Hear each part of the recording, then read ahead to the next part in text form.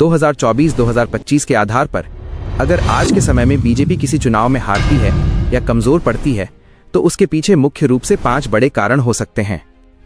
नमस्कार दोस्तों, हम अक्सर सुनते हैं कि बीजेपी की इलेक्शन मशीनरी बहुत स्ट्रांग है, लेकिन 2024 के नतीजों और अभी के माहौल को देखें तो कुछ बड़ी कमजोरियां यानी क्रैक्स दिखाई दे रहे हैं। वो 5 कारण क्या हैं जो सत्ता पलट सकते हैं? आइए आसान शब्दों में समझते हैं।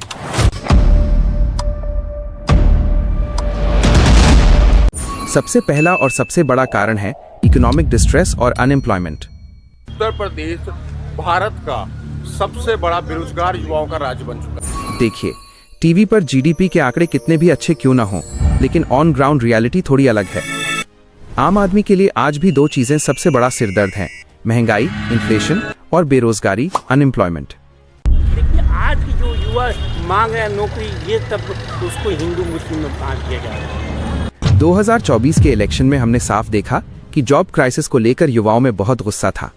अगर यूथ को नौकरियां नहीं मिलेंगी तो ये गुस्सा वोट के जरिए बीजेपी के खिलाफ जा सकता है। दूसरी तरफ है महंगाई। जब खाने पीने और डेली यूज की चीजों के दाम बढ़ते हैं तो लोअर और मिडिल क्लास का पूरा बजट बिगड़ जाता है, और यही चीज एंटी इनकम्बेंसी यानी सरकार के खिलाफ लहर पैदा करती है। दूसरा बड़ा कारण है जातिगत समीकरण और रिजर्वेशन। बीजेपी के लिए इस समय सबसे बड़ा पॉलिटिकल ट्रैप है कास्ट सेंसस, जातिगत जनगणना का मुद्दा। विपक्ष यानी इंडिया अलायंस ने जनता के दिमाग में ये बात बहुत सक्सेसफुली बैठा दी है कि बीजेपी अगर बहुत पावर में आई तो वो संविधान बदलकर रिजर्वेशन खत्म कर सकती है। ये एक ऐसा डर है जिसने 2024 में भी गेम पलटा था। दलित एससी, आदिवासी एसटी और ओबीसी वोट बैंक जो पहले बीजेपी के साथ जुड़ रहा था, वो इस डर के कारण छिटक कर कांग्रेस या दूसरी पार्टियों की तरफ जा रहा है। अगर ये शिफ्ट जारी रहा तो बीजेपी को भारी नुकसान झेलना पड़ सकता है। तीसरा कारण है लोकल लीडरशिप और थकान फटीग। बीजेपी हर चुनाव प्रधानमंत्री नरेंद्र मोदी जी के चेहरे पर लड़ती है। पीएम की पॉपुलैरिटी हाई है, इसमें कोई शक नहीं, लेकिन जनता का गुस्सा अक्सर उनके लोकल सांसद, एमपी या विधायक, एमएलए से होता है। यहाँ किसान जब बारिश होता है तो पानी नहीं निकासी नहीं हो पाता है, इस पर अभी तक कोई नेता ध्यान नहीं दिए।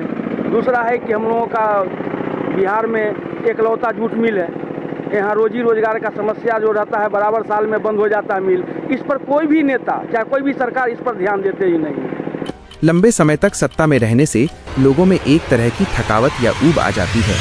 अगर लोकल कैंडिडेट कमजोर है या जनता के बीच उसकी पकड़ ढीली है तो सिर्फ टॉप लीडरशिप का चेहरा चुनाव जिताने के लिए काफी नहीं होता।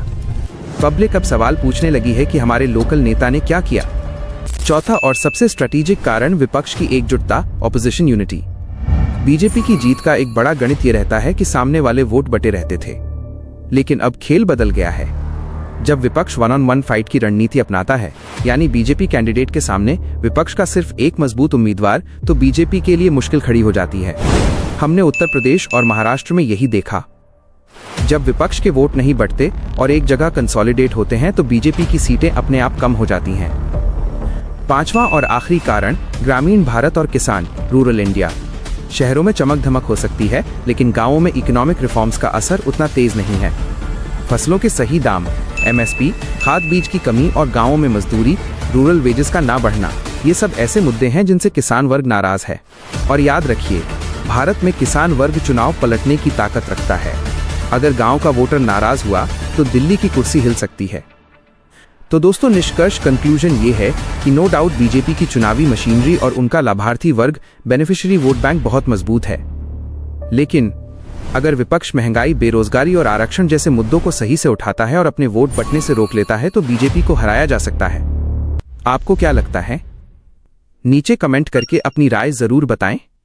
वीडियो इन्फॉर्मेटिव लगा तो लाइक करें और चैनल को सब्सक्राइब करना न भूलें।